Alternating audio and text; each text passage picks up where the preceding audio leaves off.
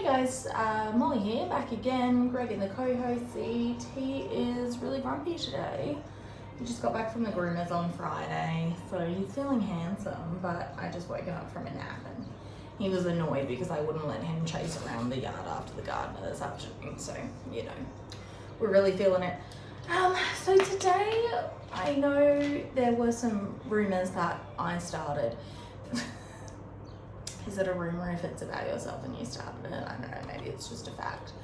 But I did say I was going to be doing some chapter by chapter discussions of the novels that this show is based off, and I'm not starting there purely because we need to start finishing some projects, guys. Like,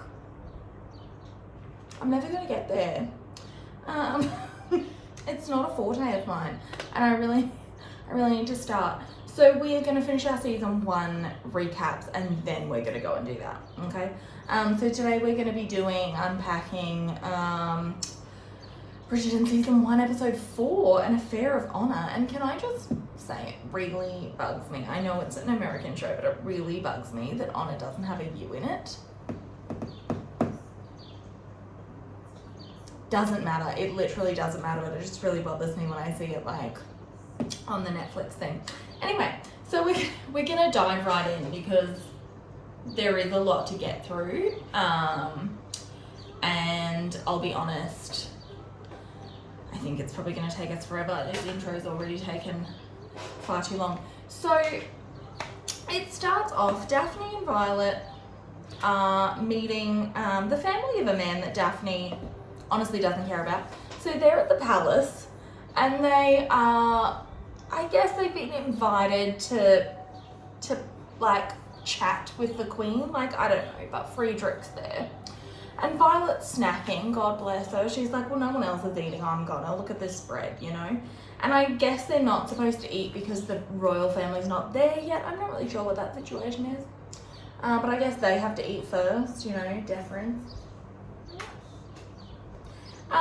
So yeah, and Daphne's kind of like, can you please just behave yourself? And Violet's like, no, you used to be much more fun than this. And she's kind of getting at the point that like, Daphne's not really been herself recently and people are starting to notice, you know, and I guess it's because her and Simon had their, you know, their faux breakup.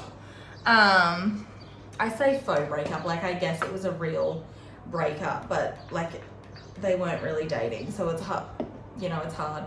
God, you know those awful moments when you break up with your fake boyfriend? God, awful. So anyway, Friedrich and the queen arrive, and Friedrich's in raptures, and we know this because he says it in exactly the same tone he uses for everything. Like, does this man just have one tone that he uses? I don't know. It's concerning, I'm not gonna lie, it's a bit of a concern. So he's in raptures, he's really excited that she's accepted his invitation to the palace, which I guess, yeah, and he decides to do this by giving, to celebrate this, I guess, by giving her a necklace. And Daphne, you know, we immediately know that this is going to be a really important, long-lasting relationship because, I didn't put any concealer on, that's fine. Because she immediately imagines that it's Simon putting this necklace on her. So, you know, that marriage is really off to a good start, I guess. So, we then, you know, that's kind of it at the palace. This, I've noticed rewatching this, I feel like the editing of this season was really strange in that we just kind of get all of these scenes that last like, I don't know, maybe 35 seconds. And it's just like all exposition. I don't know if it's just because we're still really like learning who the characters are. I'm not really sure, but like we're halfway through the season at this point and we just get like these weird little like, these weird little scenes. I don't know. I don't know who did the editing. And I've never edited anything in my life, so far be it for me to judge. But, you know, it's kind of like in Bohemian Rhapsody when you get all those like really weird cuts and you're kind of like, okay, like, Is it showing perspective change? I'm not really sure. I don't know. I'm not an expert. So Hyacinth is following Daphne up the stairs and she's bothering her and she's asking all of these questions about the prince. And Daphne kind of doesn't really want to talk about it because she's obsessed with Simon, you know. Very understandable. And Daphne's kind of like, don't you have anywhere else to be? And Hyacinth's like, absolutely, but I'd rather be here, you know. God bless her. What an absolute handful that girl turns out to be. Anyway. So, it's obvious really that Daphne's not that enthusiastic about this match, despite, you know, saying that this is all she's wanted. She's not really into it at this late stage, but, you know, it is what it is. So she's got to carry it through at this point because Simon stitched her and she's like, well, who else is there? Who am I going to marry, you know? And really, like, to be fair to her, this is the best match that, like, anyone could hope for. You know, like, and she's kind of like, this should be what I want, but it isn't. And so I guess she's feeling a little bit confused and she's still hurt by Simon's, you know. I don't want to use the word betrayal, but like, I guess I will. I can't think of another one right now. So Simon's boxing because he doesn't know any other way to let out his emotions. So he's just boxing. God bless him. He's boxing and Will Mondrich is kind of like, what gives? Because he doesn't want to talk about his feelings. Even though everyone knows he's obviously in love with Daphne. Simon's leaving and Will's kind of like, can you at least like wait until my work thing is done? Because what he really wants is he wants his friend's support, but also because he knows that if Simon goes and supports him, other people will follow, you know, and he's trying to set himself up. He's got a family to feed, and he also doesn't, like, kind of like with any professional athlete, you have a limited lifespan on that, you know. We're drinking iced tea again today because my part of Australia is in a heat wave and it's only late spring. So I nearly said late autumn. It's definitely not headed towards winter. We're headed into summer and we're already in a heat wave. So it's really fun, having a really fun time up here in Northern Australia. Anyway, so Simon's kind of like, I guess I'll come. He eventually decides to come after they've been teasing him about Daphne pretty mercilessly, honestly, but like, what else are friends for, you know? So we then see Portia, and who's found another octogenarian to take Marina on, you know, good for her. This woman is doing the absolute most anyone could do at this point, and Marina is not having it at all. But there's, you know, to be fair, which of us I assume she's like 18, which of us at 18 would want to marry like a 75-year-old, like, not really a vibe, but the guy's really interested in Marina's teeth, oddly, and he seems oddly proud of the fact that he's got dentures. I'm a dentist, and yeah, that is actually also some of the ways that they used to make false teeth, dead people's teeth. Yeah, that's a real fact. We don't do that anymore. It's a little bit frowned upon, but, you know. So anyway, he's, you know, weirdly proud of the fact he's got a dead man's teeth in, but, you know. And Lord Featherington is not really, like, Portia's kind of like, can we just get rid of her? And he's like, no. So, you know, she's annoyed, and she does, like, kind of have a point. She says basically, like, you know, Marina's like, I've got heaps of guys courting me, and Portia's like, okay, but we need bodies in seats at this point, babe. Like, we've lost our opportunity.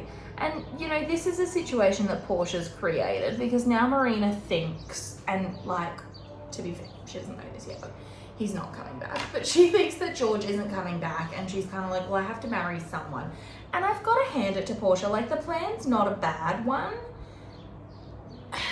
Like, to get married and, like, basically tell someone else that they're the father of this child.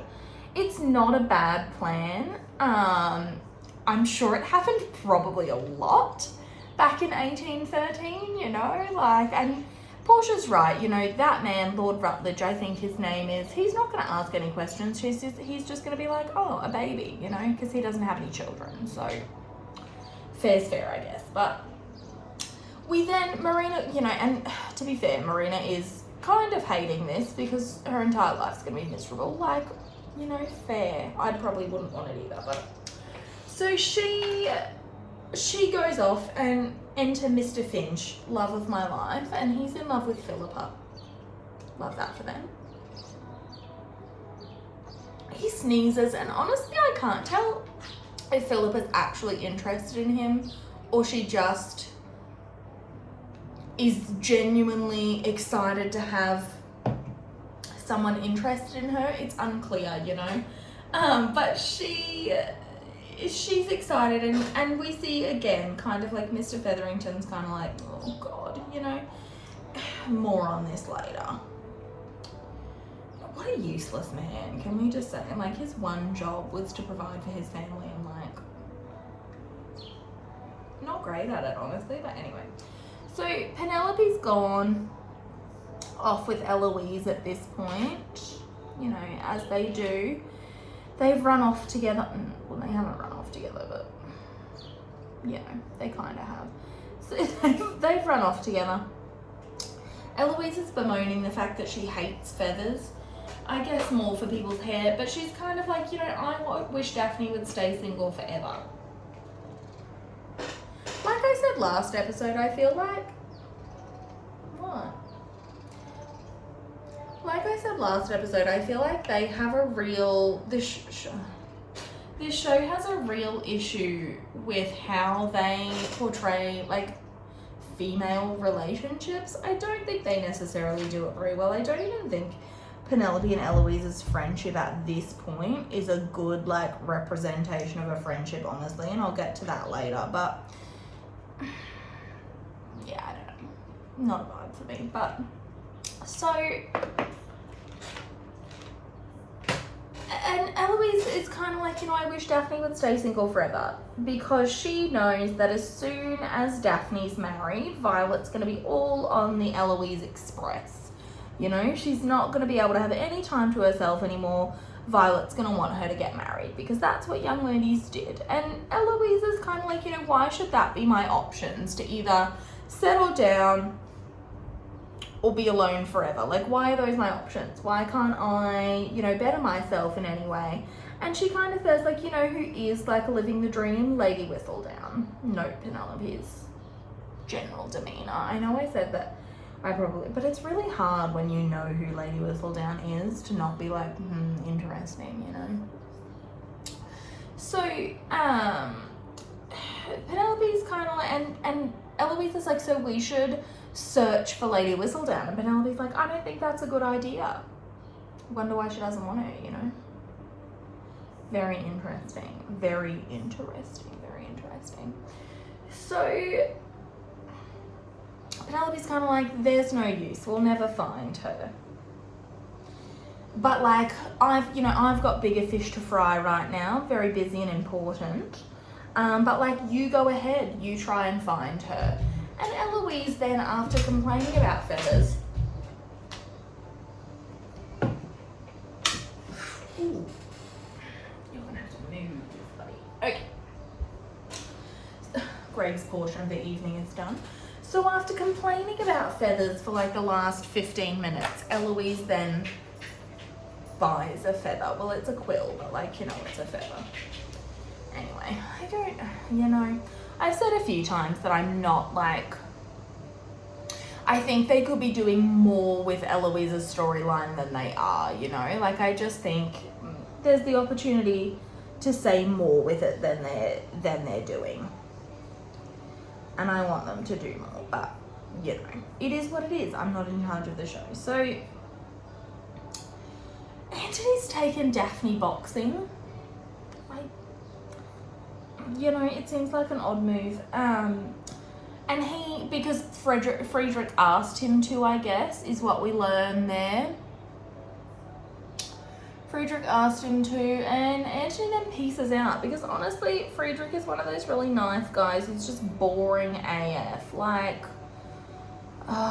you know that guy that you're like, oh, you're so nice, but like, God, I'm just bored by you. God love him. So So Anthony pieces out. He's making himself scarce, which, you know, I've got to say, that's a big step for Anthony. He's not, you know, known for his tact, ever. But he's gone. And Friedrich then, I guess, like, they're kind of flirting, maybe, about how women fight. I'm not sure. They're flirting about how women fight. And Daphne's instantly distracted by Simon, as he is by her. They, I assume, have not seen one another since they had their little argument outside the tea shop. So they're kind of, you know. So she, you know, she takes her seat next to Friedrich, and this is, you know, instantly we see that this guy who Will is fighting is the prince's man, I guess. I think we're to assume he's a bodyguard. And, you know, it's a very unsubtle way of pitting Simon and Friedrich against one another. I wonder who's going to win.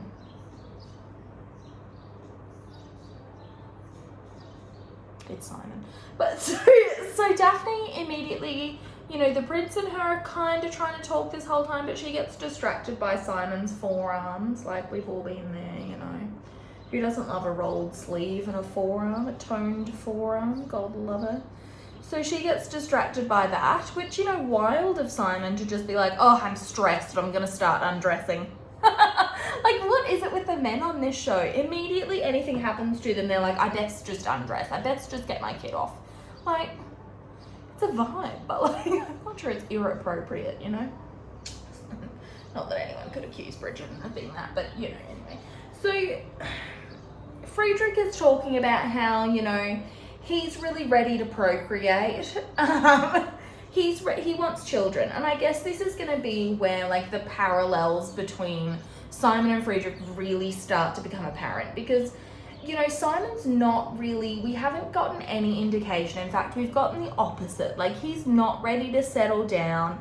He doesn't really, you know what he wants, I guess, in a way, and Friedrich does, and he's offering Daphne all the things that she wants. You know, we know at this point that Daphne really does just want to be a wife and mother. You know, she's the opposite. She saw, you know, her parents' marriage and feels almost, you know, the opposite to Anthony does, in that he's like, well, I don't want anything like that. I don't see that as a romantic thing that my parents, you know, not had a marriage like that, but that they, you know, that Violet was so upset when Edmund died. Daphne really sees that as a romantic thing in a way that, you know, some of the other Bridgerton siblings don't. And I do believe that, you know, they were all kind of traumatized by Edmund's death in their own way. Anthony, obviously, most of all, but I think that all of them have their own little caveats about it. But, you know, she sees this as the opposite, and that is what she really wants. So Friedrich's offering her all of these things, and it's kind of, we can see that her inner, I don't want to use the word turmoil, but it is turmoil, is starting to come to a head, because she's kind of like, well, here's this man offering me all of these things that I want, and I don't want it. I don't want it from him, you know? And I guess it's kind of like she's being forced to make a choice. Does she want some, you know, because Simon's not offering her these things at this point. He's been like, look, we're not even friends, get away from me, and he's leaving. So she's kind of like, well, I should take what I'm offered, but at the same time, I don't want it. It's hard. God bless her. And we'll get more into this situation, I think, at the end of the episode, because it is really the true, like, yeah, conflict, I guess. But anyway. So,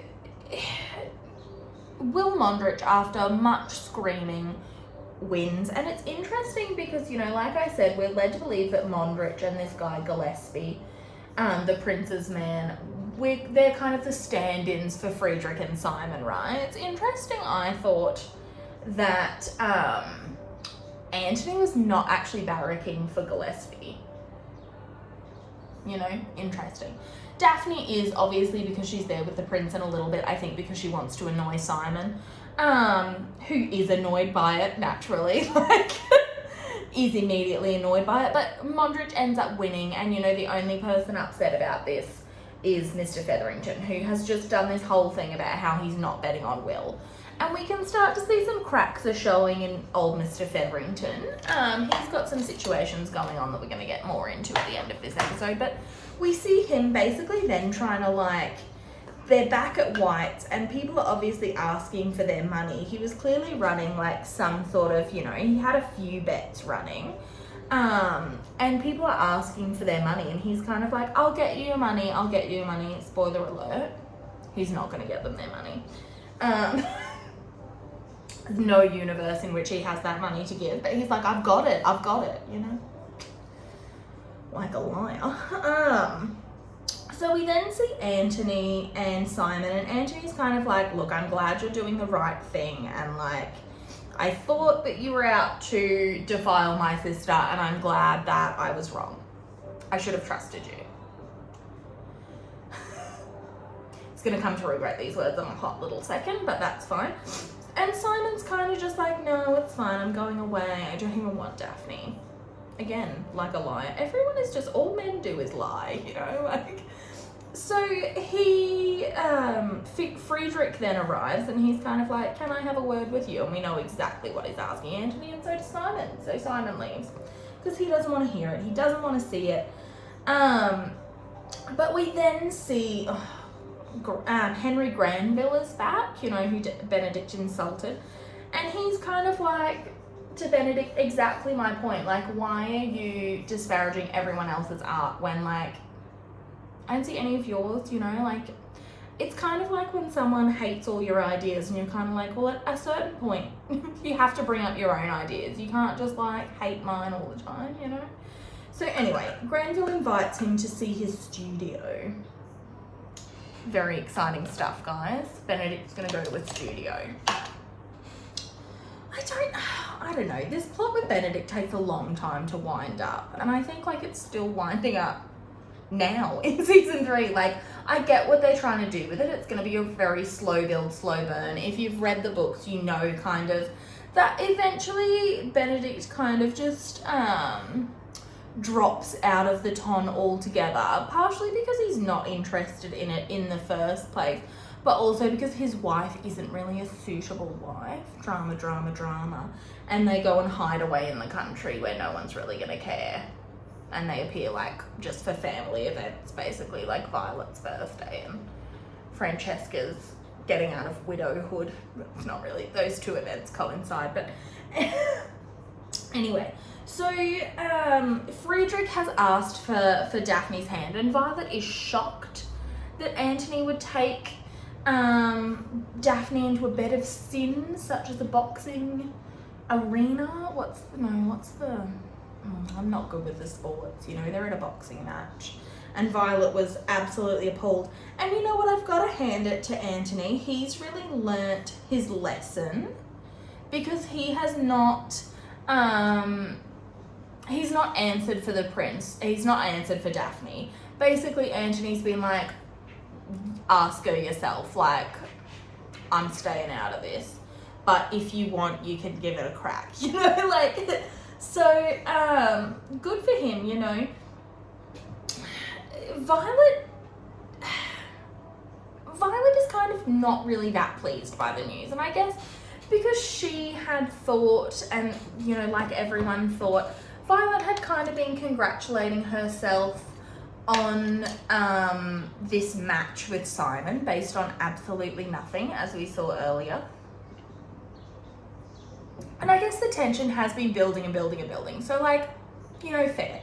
But Violet's kind of like, maybe we should wait for the Duke, though. And this obviously annoys Daphne, who's just kind of like, well, I guess that's settled then. And, you know, they're getting ready for the party that night. And Daphne, you know, Violet keeps pushing. She's kind of like, you know, I don't want you to rush into this decision. Like, you have time, even if he asks you, like, you have time to consider.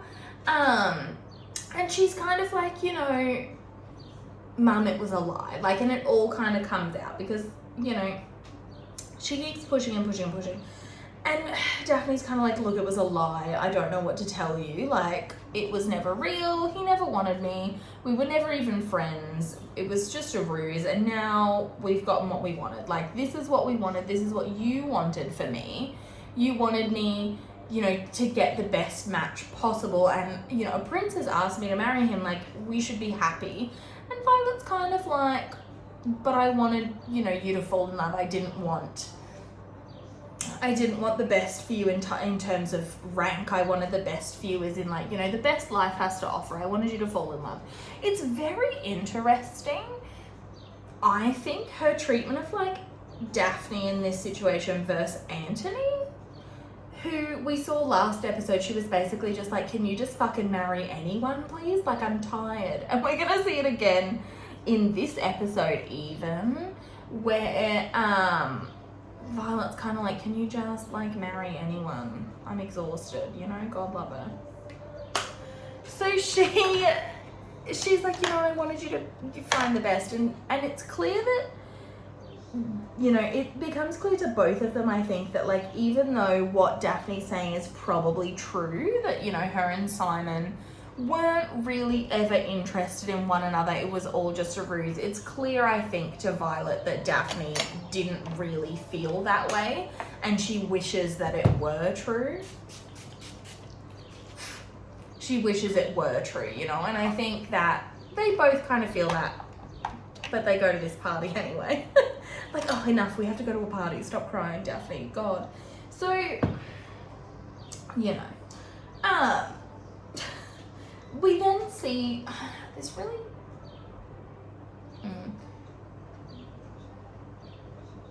it's this scene with Lady Danbury and Simon, and Simon's going away, and Lady Danbury's kind of like, well, where are you going? And Simon's like, I don't know. And I have to say, I have my questions about this. Like, babe, where is the boat going? Like, where are you getting on this boat to? Are you just gonna, like, walk, like, is it just gonna sit in the harbour for a little while? Like, I don't know. But anyway, so she basically says, like, I can't believe you're being so bloody ungrateful. Like, everything you have is all down to this and you're just taking advantage of it. And there's this really interesting little bit, I guess, which I get the intention behind it, but I'm not really sold, you know, even. And again, like, I'm not trying to speak for people of color here, but, like, even I wasn't sold on, like, the love-cured racism situation that is presented to us. Especially because we've now seen, we obviously didn't know this at the time, but we've now seen that little, like, preview clip of the Queen Charlotte, like, prequel show that's coming, in which it appears to be an arranged marriage. Like, what is this situation, you know? But basically, Lady Danbury's like, you have absolutely no appreciation of the fact that, like, love is really important, and you could have this opportunity and you're just throwing it away, essentially. Like, you've got absolutely no appreciation of the fact that some people wait their entire lives for this and you don't even care. Fair. But Simon is kind of like, okay, well, you know, that marriage has kind of gone to shit because he's insane. So love actually doesn't change anything. And I do think it's really important to note two things. The first is that Simon actually doesn't ever say that he doesn't feel that way about Daphne, which is really sad, I think, because it's clear at this point that he does have some feelings for her. Whether they're, you know, completely in love or not, we don't know at this point, and I guess it doesn't really matter, because what comes next is going to ruin it all anyway. But, you know, he doesn't say he's not in love with her. He doesn't. He just says, like, it doesn't matter, it doesn't change any of my plans, basically. And the second thing to note is, like, where was this love conquers all attitude in season 2, Lady Danbury? We're singing a very different tune. I just want to know, like, who hurt you between season 1 and 2? Like, what happened, you know? But I can't get into that right now, you know? Yeah, so they part ways. Simon's gonna leave the country. Fine, whatever. That's the wrong brush for what I'm gonna do.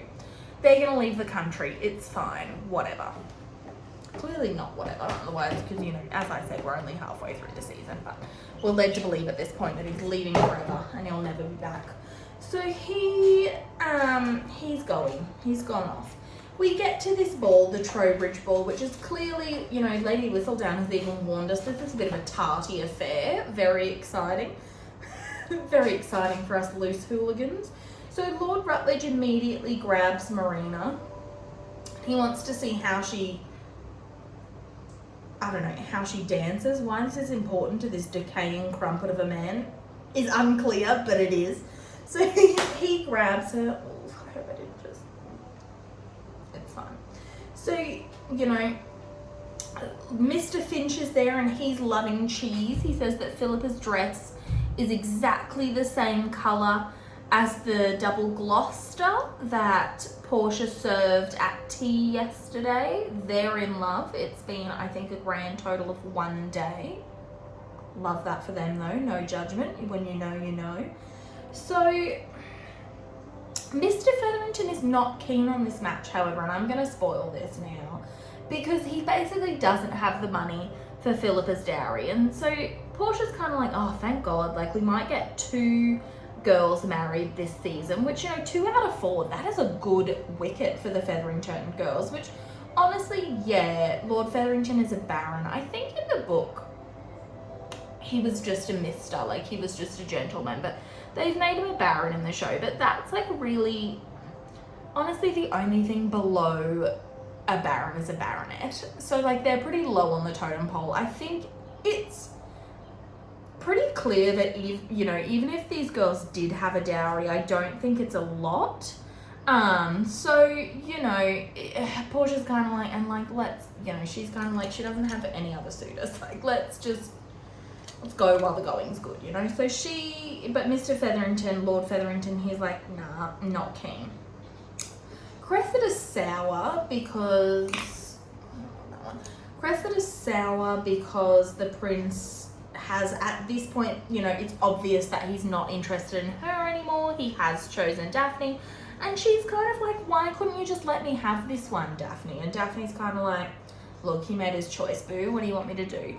And you know, Daphne's being a bit salty because, again, she doesn't even want the prince, but she's just kind of in this situation where she's like, oh, no one else is offering, like, gotta do what I gotta do at this point. So, and you know, like I said last time, I think, you know, Daphne does feel, in a way, similar pressures to Anthony as the oldest, like, children in their family. They feel similar pressures. Daphne wants to marry well because it sets their family well, and even a duke, really, like, a viscount, again, is quite low down the peerage totem pole. So even for her to marry a duke, which is basically the only thing above a duke is a prince, even for her to marry a duke is a bit of an upset. Like, that's marrying up. So she's got to do something. So she's going to marry the prince. It becomes evident. She's going to marry the prince. We know this. But anyway, Cressida's salty. Violet's seen all this. She's seen Friedrich approach Daphne, and she's kind of like, I'm just going to get rip-roaring drunk, which is a huge mood. But Violet, we do need you to try and be a little bit more present. Your children are just fucking hot messes, and you're like, you know what, I've given up at this point.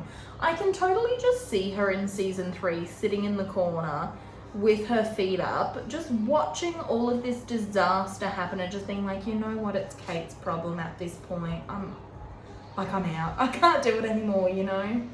I've had him for 29 years. Kate, tap in, girl.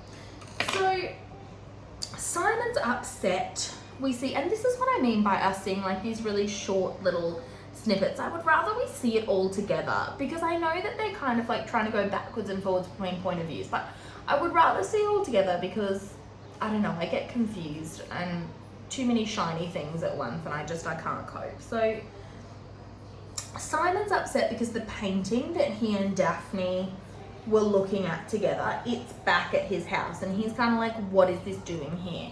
And Jeffries, his butler, is like, you asked me to get it back for you. I don't, like, it's here. What more do you want from me?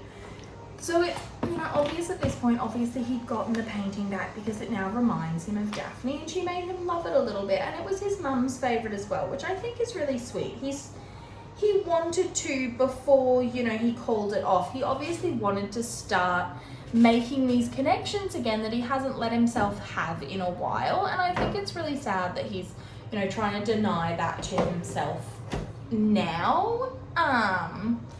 But, you know, it's okay. So we see his face and he's very tortured. And then it cuts off again because we don't get to see any real information. So Benedict arrived to paint some nudes.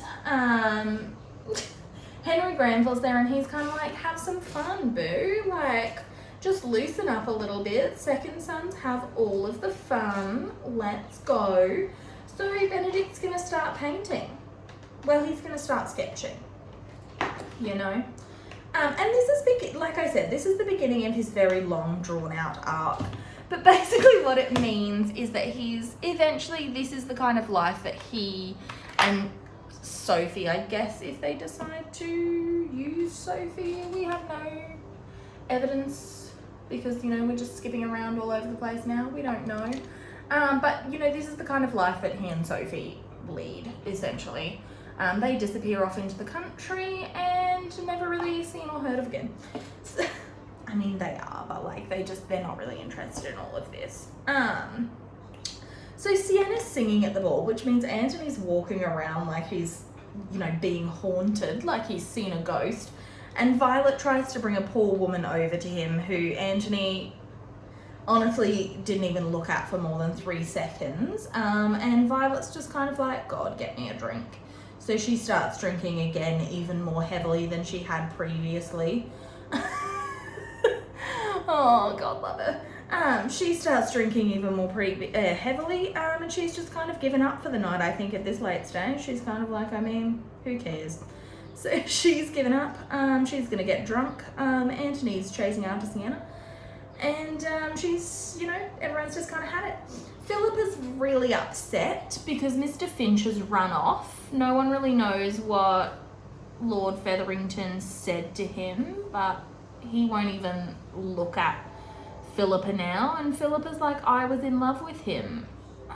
Again, it is a bold claim after only 1 day of courting, but I guess when you know, you know. I think she was more just excited at the prospect of maybe not having to wear yellow again. I'm not sure. Wouldn't anyone be? So basically then Portia goes to Lord Featherington. She's like, what gives? You know, like, she doesn't have any other offers. He's not perfect, but like, he's fine. He's perfectly suitable. And Lord Featherington's like, we can do better. Everyone can wait until next year, see if I care. And Portia's like, I've given up with you. What a useless man. Like, I'm not Portia's biggest fan, as we know, but like, God, to be saddled with that man, you know? Antony's a hot mess, but he's at least providing for his family, and he's not, you know, gambling away his sister's dowry. He's like, good Lord, if that, like, that's the bare minimum, you know, like, he is doing the absolute bare minimum, and even that, I'm like, I mean, it's better than Lord Featherington. So anyway, Eloise, in the meantime, has decided that it must be a house, it must be some sort of servant, because that's Lady Whistledown, because like, they're close to the families, they would hear all the gossip and no one really pays attention to them. So she settled on their housekeeper, whose name I've forgotten. Mrs. Wilson, I want to say. Mrs. Wilson? Mrs. Wilson, how rude of me. Apologies to her. But Mrs. Wilson is kind of like, babe, who has the fucking time? Like, I don't have time to be doing that. I'm doing all of your laundry because all of you keep frolicking around in the bloody rain all of the time. Like, I don't have time to be writing snide little columns. I wish I did, because this attitude, man, like, you know, she's very unimpressed. But Eloise is kind of like, yeah, okay, that was stupid, I get it. So she goes off. Penelope does her best to flirt with Colin, who does not notice, because he is so busy staring at Marina, and she kind of inadvertently sets up Colin and Marina here, which we can see really pisses her off. So she makes a snide little remark about how Lady Trowbridge's son, who I guess is Lord Trowbridge, actually looks a lot like the footman. And we're never really given any closure on that. I would love to know, just, you know, for my own amusement. But anyway, so Colin goes off to Marina, and they're kind of vibing, like, to be fair. It's kind of a vibe. Let me just concentrate for a second. It's kind of a vibe. He goes off. Colin interrupts with Lord Rutledge. And Marina goes off with him and they kind of dance. They're having a good time. Like, they're kind of cute together, honestly. It's not going to work out, but they are kind of cute together. Like, I could see it. Even though I don't know. Anyway, we'll get to this. We can't talk about this now. I'm already in so deep. So, Friedrich is trying his best to propose to Daphne. He's kind of like, like, we've spoken about all of the beautiful life we could have together, etc., etc., and Daphne panics. The poor guy. God, he's pouring his heart out, I guess, the best he can. He's very bland, Friedrich. Like, he's a nice guy, but he is a little bit bland. And, oh, God, that's a mess. No, it's fine. So he's kind of just like, he's trying to propose, and Daphne's like, oh, I can't do this right now. So she runs out. That necklace that, she's wearing the one that Friedrich gave her. It's a very nice diamond necklace. It's, kind of sitting on like a 90s choker. So she pulls that bitch off and immediately leaves it behind. I'd love to see who got this. Like, I'm absolutely, like, which lucky bitch picked up that necklace, because it's certainly not Daphne. She couldn't give a fuck about it. And it's mostly because Simon arrives to distract her. And she's kind of like, what are you doing here? Like, please just leave me alone. And he's like, no. He said he's here to say goodbye to her. And she's kind of, I've got to hand it to her. She calls him on the fact that, like, basically this is what he wanted. This is what he told her he wanted. He said, they were never friends. And she's kind of like, well, I'm going on with my life. I'm going to marry the prince and I'll be happy. Even though it's very evident to us at this point that she won't, but she's getting her, she's on her revenge body with Khloe Kardashian situation, Was that a dated reference? I don't know, I haven't watched the E! Network in a long time. Are they still playing reruns of that? Anyway, I guess it doesn't matter. But she's, she's like this, like, get away from me, basically. And she's basically like, why are you here? Why are you still doing this, even though, you don't want me? You're still here and you're still, like, pushing, like, please just leave me alone. I'm trying my best to move on with my life. And Simon just kind of stares at her, so that annoys her, evidently. Because I don't think he's staring at her for the sake of it, obviously. I think he's clearly struggling with the feelings that he's having, and he doesn't know what to say, because he just kind of wanted to see her one last time, I think. And I think genuinely when she says, like, I'll be happy with the prince, it upsets him, but he doesn't want to say it, or he doesn't know how to say it, so he's struggling with what to say at all. Naturally, because he's a man. He's struggling with what to say at all, so he doesn't say anything. And she's just kind of like, can you either say something or go away? And he doesn't say anything, so she's like, well, I'll go. She pieces out into the dark walk. I have a lot of questions, not really about this scene. I guess about this scene, where is it now? So she kind of says, she hops off and Simon's like, it's not safe out here. I'm not sure what he thought was going to happen to her in this very safe garden. But he was like, it's not safe out here. So he follows her and they're arguing because Daphne's in a petulant mood. So she's, I guess Daphne's just fed up. We've said a few times, she's really fed up of men making choices for her. So she's like, well, why should you get to make this choice? Bugger off. So she pops off into the dark walk. Simon follows her and he's like, why don't you ever listen to me? Maybe because, she did listen to you and then you mugged her off, like, absolutely brutally. So he grabs her, they spin around, there's a moment of tension, and then he kisses her. Oh, scandal. Scandal, scandal, scandal. And my question about this is, Daphne obviously kisses him back. He breaks apart and he's like, I'm really sorry that happened. He's not sorry at all. But he pretends to be very sorry.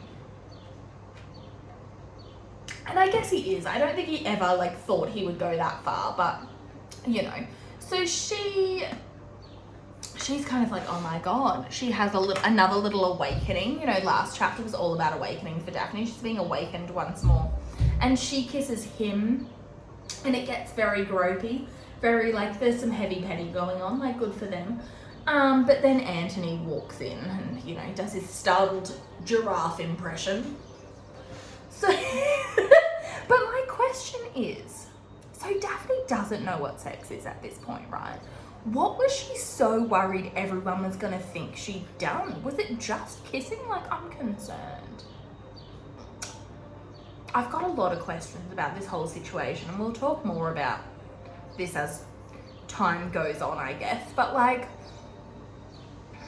what a wild existence. Anyway, she's, you know, Anthony's caught them, and he immediately throws what I believe is probably the first punch of his life, because it looks very startled. He looks very startled having done it. So, and he's kind of like, well, you gotta marry her now. Like, time to pay, basically. Like, marry her. And Simon's like, no. So Anthony's like, well, time to die. Immediately we've jumped there. Anthony just makes choice after choice, doesn't he, this season? It's absolutely wild. Love him to death, but he's absolutely fucking stupid. So, and Simon's kind of like, well, fine then, I guess I'll die. Guess I'll die then, you know, like that meme. Guess I'll die then. And Daphne's really hurt because it's evident at this point that Simon would rather die than marry her. And I think, you know, he says, like, later in this episode that, like, if he could marry anyone, he would want it to be her. But he still doesn't want to do it. So, and she's really hurt because she's kind of like, well, we just had this moment that I felt like you were very much into, and now, like, you would rather die. Like, brutal.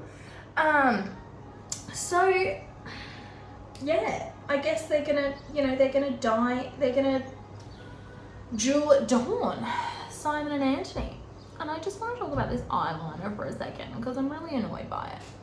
This is a Pat McGrath Labs kohl eyeliner, okay? And I bought it purely because Sephora just had a beauty pass sale and I got 30% off and I needed a new black gel eyeliner. But anyway, it's from their Bridgerton collection, and it's very evident that they just stuck a Bridgerton sticker on what was on their kohl eyeliners. Like, they didn't even reprint the tubes. They were just like, I know what to do. And like, part of me is like I didn't buy it because it was a Bridgerton one. Again, purely bought it because I needed a new black eyeliner and this one was on sale. But like, oof, points for effort there, you know? Anyway.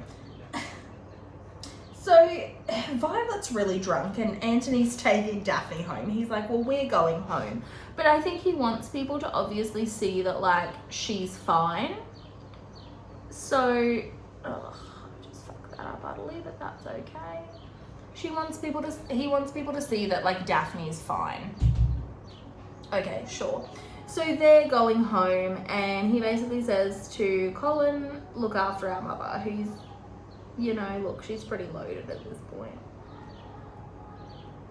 Fair play to Violet, she's very loaded. So they're off.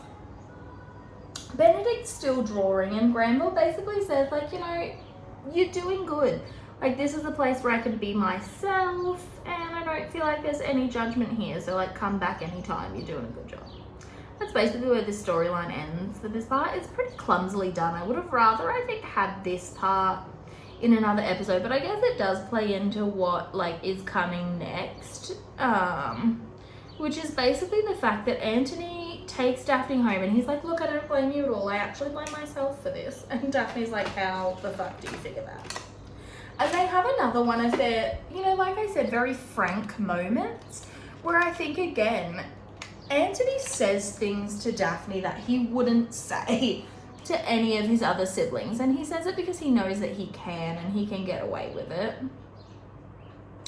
Because he sees them a little bit more equal than, you know, he sees his other siblings. And yeah, I think he sees Benedict almost in the same way, but not, you know, like, it's not the same. It is, but it isn't. So they have another of their very frank moments where, you know, Anthony's kind of like, this is my fault. And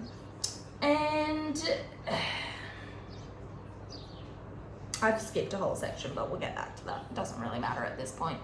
But Anthony's kind of like, this is my fault. I should have known. I knew the kind of man he was and I didn't protect you. And Daphne's kind of like, bro, I seduced him a little bit too. Like, part of the blame is on me for this. And she's very much like, you know, well, why are we settling this at dawn with pistols? That seems absolutely fucking ridiculous to me. But Anthony's like, you don't understand. This is about my family name. This is about my honor. And somewhere in Bombay, Kate Sharma has just like absolutely fucking cackled. But anyway, she's like, he's like, this is about my honor as a man and for our family. Like, this isn't just about you, Daphne. I have to do this for our family.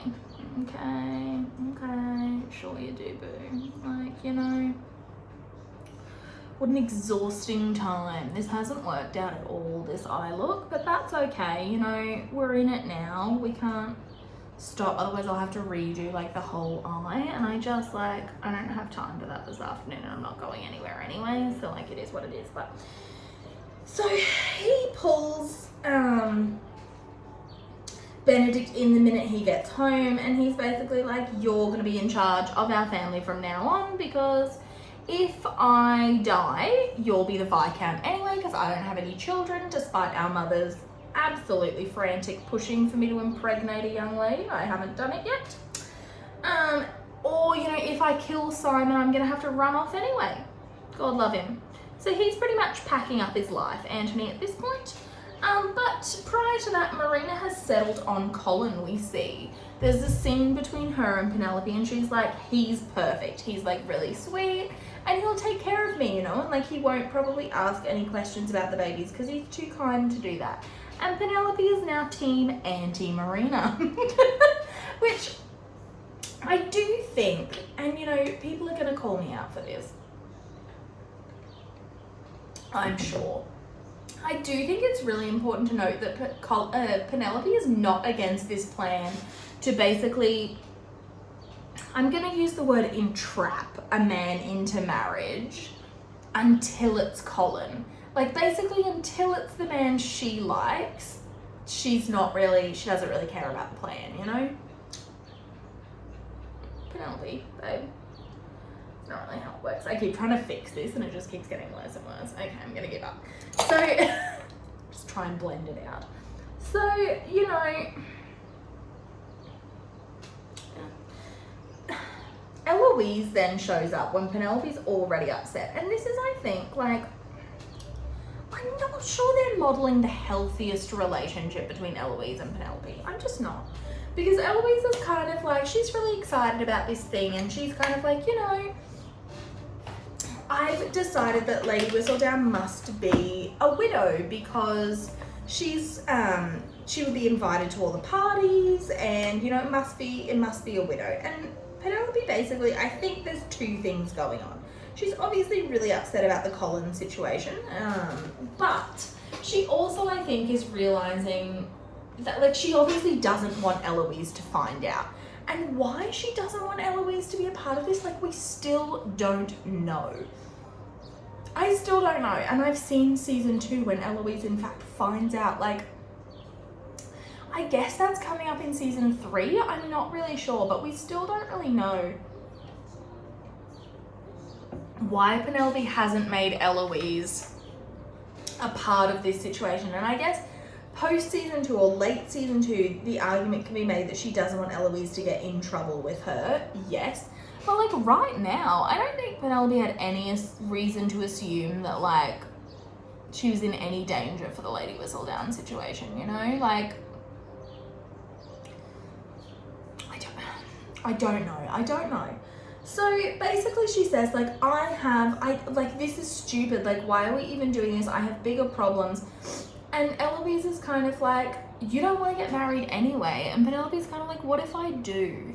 And I think this is the big problem between Penelope and Eloise's relationship, which they've like created themselves, like not Penelope and Eloise, but like the show creators have created this themselves, in that, like, Penelope, we know, does want to get married, and I think, like, she wishes she felt more like Eloise, who doesn't care, because then it wouldn't hurt so much that Colin's not interested, you know? Like, she doesn't want to get married, but she does want to get married. She wishes she was like Eloise, where it didn't matter, but it does matter for her, and we see, you know, her family's not in the same financial situation as the Bridgerton, so it does matter who she marries, a little bit more at least. And Eloise, you know, I think it's double-sided in that, like, neither is really a good friend to the other at this point. Like, Penelope, you need to care a little bit, like, and also stop, like, taking things out on Eloise that aren't her fault. Like, it's not her fault that her family is who they are, you know, she can't help that, and it's, you know, a little bit like, don't throw it back in her face like this, but also, like, Eloise,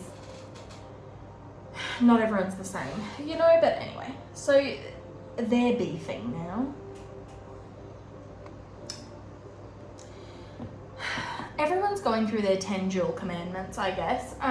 Simon's gone to Will, and he's basically like, I fucked up big time, and Will's like, I'll be your second, you know. Anthony goes back sniffing around Sienna to draw her back into his little web of lies. Anthony, I want so badly to root for him because, as we know, I love him so much, like my child, but like also Anthony, baby, like, you just keep making choice after choice. Leave that poor girl alone. Like, she has done enough. But so he's pretty much like, I know now that, like, the relationship I was proposing for us will never work. But, like, if there was a situation where we could be together, would you want to be together? And he basically says, and this is a big assumption, he's assuming he's going to win, which, as we see in a second, like, wild. So he's assuming that he's gonna win, like, Anthony. Okay, so he basically says, would you run away with me if I asked you to, because I'm going to do this duel, and tomorrow morning it could all be over and we could run away together. Sienna's obviously moved by the fact that Anthony might die, and I think truly in that moment, that's more so what it is, because I don't think if they had been in a situation where they'd run away together, and I'm thinking this purely because we see what happens at the end of this season. Do I think if Sienna and Anthony ran away together, it would be successful? No. And I'm not going to get too much into this now because I don't think we really have time. I might do that in a last episode, but do I think it would have been successful? No. Do I think Sienna would have even wanted to run away with Anthony? No. I think purely at this moment, neither of them are over this relationship, which naturally, you know, it's been about a week. Neither of them are over this relationship, and obviously she doesn't want him to die. He's scared of dying as well. We see that, and not so much in the TV show, but Anthony is afraid of dying young, and I think, like, there are several times in the book that lead you to believe he's almost, like, challenging death to come for him, and this is a way, I think, in which he's doing that. But I think he's afraid of what's going to happen, and what's going to happen to his family, and the burden that's about to be put on Benedict as well, which is just, you know, he has just had this whole moment where Benedict's kind of like, you know what, I can use my family's money, I can still, like, do whatever I want to do. That's not really going to happen if Anthony dies or has to run away. So, like, really, this is a stupid decision, but it is what it is. They start fucking with the door open. It's a wild choice, but we're in the middle of Mayfair, and, you know, feral. Anyway, Portia has discovered that Lord Featherington's broke as fuck, and this man has the audacity to cry. And, like, this is your fault. This is entirely your fault. We're led to believe that this is not historic. Like, I think probably when they got married, he had at least some money, and he's spent it all. He's even spent the money he should have been keeping for their children. Like, this man, he has the audacity to cry over it. No, I cannot feel sorry for him. It's duel time. Daphne has gone to the sick gazelle of the trio, Colin. And she's basically been like, Colin, where are they? Tell me right now. Because she has realised that Cressida Cowper saw her in the garden. So she's obviously realised that Cressida knows she was out there, probably saw more as well, probably at least saw her with Simon. Unless she only saw the first 15 seconds she was out there, which, let's be honest, Cressida's nosy, it was more than that. So she's probably seen them disappear onto the dark walk together. Scandalous. And Colin's basically like, you know, no one's gonna shoot. They'll fire their pistols in the sky and it'll be done. And Daphne's kind of like, Anthony is way past that, babe. Like, and it's true, he is.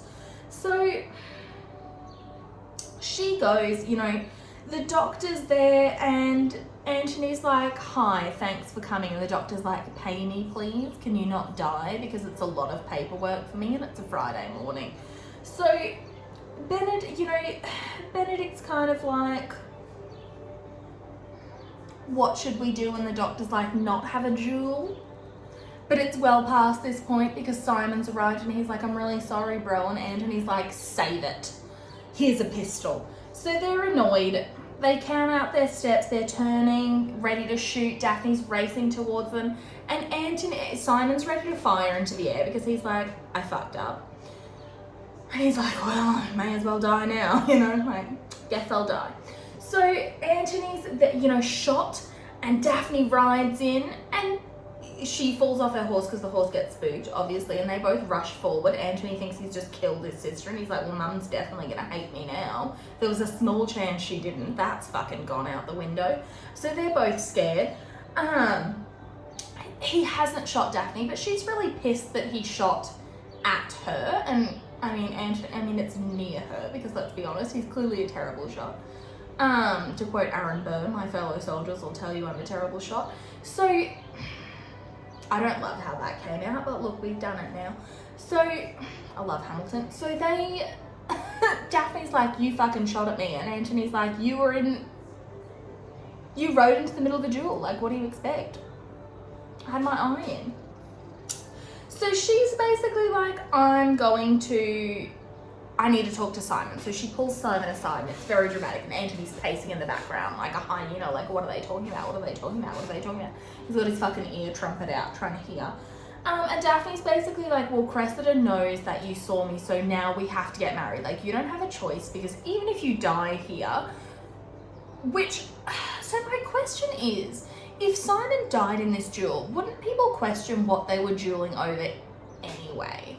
Like, Simon and Anthony have a documented friendship to the point where, like, you know, Violet knew about it and Lady Danbury seems to know about it. Daphne knew about it as well. So aren't people gonna be like, what was the fight over? And I don't know. If I'm a bored housewife of the Ton, I'm gonna be like, what reason would he have to be? Oh, he was dating his sister. 2 and 2, it's made 3 already, you know? Like, so I'm not really sure this plan was super solid, but we do know problem solving is not Anthony's forte, so like, I'm gonna let him pass there. But she's basically like, you have to marry me now. And Simon is still like, I can't marry you. And I think the more he has to deny her what she wants, the more upset he gets, because I think, like, he does want to marry her, but he's made this vow. And like an idiot, he's sticking to it, you know? I don't know. So she's kind of like, okay, I get that you don't love me, but I didn't think you hated me enough to subject me to like the scorn that's coming. And I think at that point, Simon can't really deny he doesn't love Daphne. So what he says instead is basically like, I can't give you what you want because I know he's already making concessions here and that, like, well, maybe I could marry you, but I can't give you any children. And he's counting on the fact that he knows she really wants children. and he couldn't ask her to sacrifice that. And I think like a few really interesting things happen in this scene here, because obviously the implication of Simon's words is that he is unable to have children. We know as the viewer that he's probably not physically unable. He's unable because he's promised his father, spitefully, that he will never have children. And I think like consent is obviously a huge issue in this season. No one is denying that. Does it in any way negate or justify what happens in later episodes? It absolutely does not. But also, Daphne didn't really consent to the true terms of this marriage. Like, there's consent issues on both sides here. Obviously, he does not consent to what happens later. No one is denying that. I'm definitely not denying that. I question why that was even a scene in the show when it would have been possible to do it so many other ways. Like, what a ridiculous, in this post-Me Too, like, why was that a choice that was made? Like, I can't talk about that now, but like, she's not consenting to, that's the cat trying to get in here. She's not consenting to the true terms of this marriage, because do we know if she knew that Simon would never have children, like not that he didn't want children, I think he actually does want children after their marriage. I think he's naturally scared, but I think he would quite like to be a father. I think like if she knew that he was doing, he was going to have children because of that, would she have consented to this marriage? I guess we'll never know. But she, I guess makes the decision, and whether it's because she loves Simon and she's willing to have him on any terms isn't really clear at this point. I do think that plays a role in it. But I think also there's also the part that like, well, the fear of retribution, or the fear of, what's the word I'm thinking of? Being cast out, I guess, or judgment, is weighing heavily on her mind. And she, Anthony says we need to get going, and she says there's no need, we'll be getting married. End of episode. Yeah. I think Simon, it's really interesting, because I think he obviously is playing a little on the fact that like Daphne's obviously very naive about these things and probably won't notice him. Probably won't notice the difference, shall we say. I think he's really playing on that, and I think like obviously there's a lot of power dynamics that come into play here that are super uncomfortable, and I really don't want to talk about them, but I've committed to this at this point, like we're in it now. I think it's a really, obviously we're midway through the season at this point, and the true plot is starting to come to fruition very slowly. I forgot how slowly paced this season was. It's only rewatching it that I was like, oh god. And I guess season 2 is really slow to start with as well. I don't know. I think in a lot of ways the characters are more three-dimensional in season 2 than they are in season 1, but that's, just probably my own thing going on there. But yeah, super interesting. We're halfway through the season now. And yeah, we're gonna have a wedding next episode. Very exciting, very exciting. I'm gonna wrap it up here because again, we're an hour into this, and what have we really discussed? Absolutely nothing. My makeup's a mess, and halfway through my tea. But it is what it is. So, if by some miracle you'd like to hear more of my thoughts of Bridgerton, you can follow me on Tumblr at Newton Sheffield. If you're interested in any deeply unhinged Kate and Anthony fan works, you can also find me on AO3, getting more unhinged by the day. But that's okay, yeah. So I guess it won't be next week because I have to work next weekend, but I am trying to commit to getting these done at least every second week, so we'll see, even though, like 3 people are watching them, but it's fine. So we'll discuss episode 5, which a lot to unpack there before we get to episode 6, which is truly where we have to discuss some very undesirable topics that we shouldn't even have to because they shouldn't be in the show, but whatever. Anyway, thanks for getting ready with me. I'll see you next time. Bye.